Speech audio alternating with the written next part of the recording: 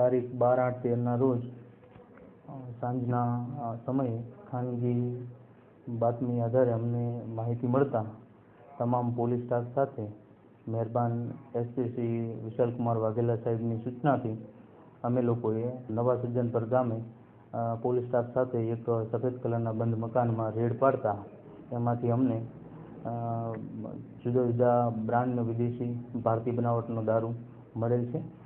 આમાં 750 mlનો બોટલ નંગ 11,296 તેમજ 180 mlના રોયલ સ્ટેગ 1000 નંગ મળેલ છે. તેમજ બિયરના ટીન 4004 એમ ટોટલ 38,89,200નો મુદ્દામાલ અમને મળેલ છે. તે નવા સજ્જનપર ગામમાં મકાનનો કબજો ભોગવટો ધરાવતા રૂગનાથભાઈ અંતરાજભાઈ ગોરાસરાના મકાનમાંથી અમને મળેલ છે.